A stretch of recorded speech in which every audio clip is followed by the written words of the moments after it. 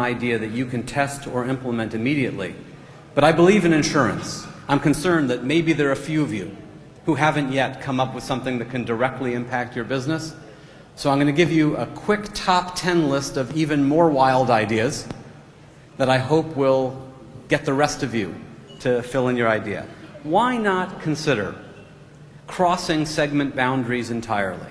Having something in your retail outlets that never fits in an outlet like yours. For example, why not an old-fashioned soda fountain in a supermarket, as we've done with one customer here in the Philippines?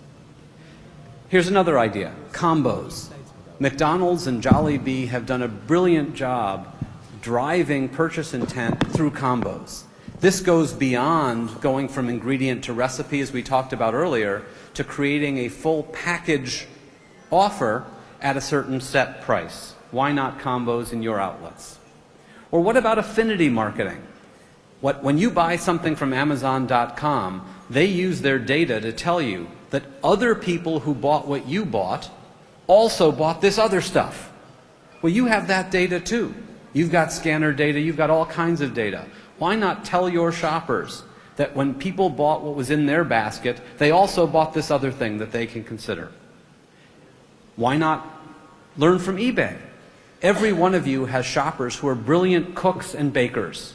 Why not let them sell to each other in your store, creating little kiosks for your own shoppers to sell to each other? Why not consider day parts? There are outlets around the world, some in Japan, that have different displays in the morning than they have in the afternoon and evening. Why does your store look the same all day long? Why not change your store by day part? What about unutilized space? This is a personal passion of mine. I like to look at every post and column and say, why can't that be a profit-generating space for us? How do we turn something that was here to just support the roof into something that's actually generating profit? Here's an example where we took a space between two escalators and put a Coca-Cola kiosk and made it a profitable part of this mall. We talked about ingredients, we talked about combos, but what about full meals? Why not end-of-aisle displays that have every ingredient you need to make an entire meal so the shopper only has to buy from one single end of aisle? And why stop there? Why not cook the meal for the shopper right in your outlet, as Wegmans does in upstate New York, to their specifications? So they begin shopping, you begin cooking, and their food is ready when they're ready to check out. Why not crazy combos? We talk about putting things together that deserve to be together.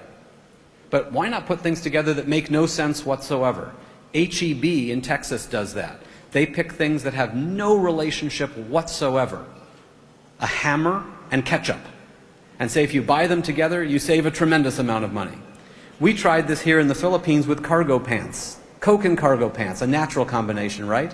And we were stunned at how much it sold. We sold 15 cases a day in this small outlet with cargo pants. And finally, number 10, why not sell fresh? Stu Leonard's has an amazing concept. If you think about most outlets, they're either selling price, variety, or service. Stu Leonard said there's a fourth choice. So when you walk into the store, you don't walk by a bakery, you walk into the middle of a bakery, into the center of a bakery. It surrounds you. And their ovens are made of plexiglass, so you can see the products baking and smell them, of course. From the bakery, you go to the coffee section. But they're not just selling coffee. They have a coffee roaster right in the store, and they're roasting the coffee in front of you, and you all know how good coffee can smell when it's being roasted.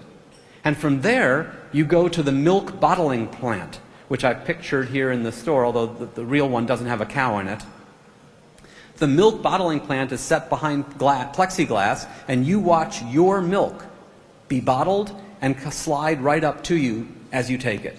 By the time you've gone through the middle of that bakery, through that coffee roaster, and past the milk bottling plant, you're just convinced that everything in that store basically was just picked, just butchered, just caught. You assume there must be a stream behind the store for the fresh fish section, and you have this mindset that there's no place selling anything fresher.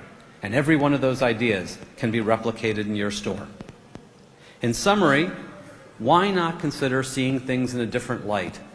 Recognizing that everything we know maybe isn't really the way we thought it used to be or won't be so useful. Okay, thank you guys for having me today. Senator Jimenez, wow. When the campaign first just came out, I was in the U.S. and it just, for being a second, for somebody that lived in the U.S. as a Filipino, and hearing that campaign, it really reflected how we felt as Filipinos living all over the world, how we think about the Philippines. It's not just about the beaches. It's not about all the things that you can do. It's also the people, and everything is just more fun here. So after living 20 years in the U.S., feeling like a no FW worker, I decided I'm gonna stay here in the Philippines because it's just more fun. And Mr. Schultz, I wish the Coca-Cola in the U.S. can see what you guys do here in the Philippines. Because marketing-wise, they don't do that stuff. U.S. is so plain. They get it endorsed, or like it's Coca-Cola. They just don't do that stuff. And I think it just reflects how we are as Filipinos, how emotional we are, how in tune we are with what's happening out there. And we deserve more than just a crappy commercial. We deserve a campaign that reflects our values and our spirit. So thank you, sir. All right, I guess it's my turn. So when I got invited, there you go, to come here, the first thing I said is, why me? I mean, come on, you guys are CEOs, businessmen, entrepreneurs. I'm a TV producer. Like, I really didn't understand, but of course, I'm privileged. Thank you, PRA, for having me here. Thank you, Ayala, for thinking of me, because I wanted to be in front of some of the shakers and the movers in the Philippine business industry. So when they said, why me? You know, I had to think, you know, I'm for those who's not familiar with who I am, I'm Michael Carandang. I was born in Tanawan, Batangas. I left the country when I was 13, where my family moved to Indiana. I've always loved television. It's what I do. It's what I love. I'm passionate about it. So my first job in television is through the Jerry Springer Show. And after that, I went through the Tyra Banks Show, where I produced for Tyra's talk show. And after the show got canceled, I actually fulfilled the dream by working on America's Next Top Model. And then when I got on Top Model, being that I love being Filipino and being in love in the Philippines, this happened. There you go. These people. I think this is the reason why I'm here today. It's because of Michael Cinco, Ben Chan, Francis Libiran, Laura Aurel, Oliver Tolentino. Because I've helped them with their marketing. Not because I went to marketing school. It's just instinctively, like, the things that happened that actually helped them get global exposure. The first one is actually Michael Cinco. I call him the original. Because when I work on America's Next Top Model, my dream was to see a Filipino designer be featured on the show, because it's never been done before. And actually the first time that happened, I pitched Michael Cinco, and I had, you know, because we have pitch meetings, and we're going to talk about, like, what's happening this season, what we can do. And we were pitching photo shoots and designers, and I pitched Michael Cinco, and everyone in the table looked at me, including Tyra, and said, you know, he's really talented, but nobody knows who he is.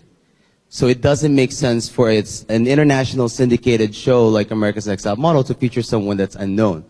So I thought, okay. So they said no for the first time. And then what happened is that on cycle 16 of America's Next Top Model, we did a photo shoot that was inspired using eco-friendly products on a dump photo shoot. And you'll see that in a little bit, like something like this. You know, so we wanted to do, it was at a dump site, like Smoky Mountain site, and the idea was playing with juxtaposition of having couture dresses against trash.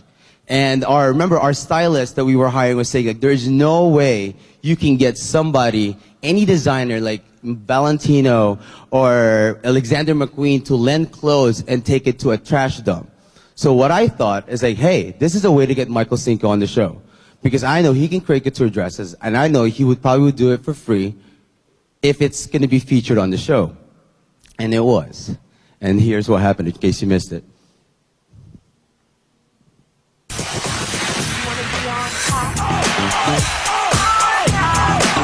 We're going to be wearing magnificent, eco-friendly couture creations designed specifically for you by Michael Cinco, who's internationally renowned for his haute couture evening gowns. Hi, Nigel. Hey, Michael. Hi, Jay. So, I specifically designed couture dresses for you girls using recycled materials like broken mirror, and make them look like expensive gemstones. Let's go to hair and makeup and let's make some magic today.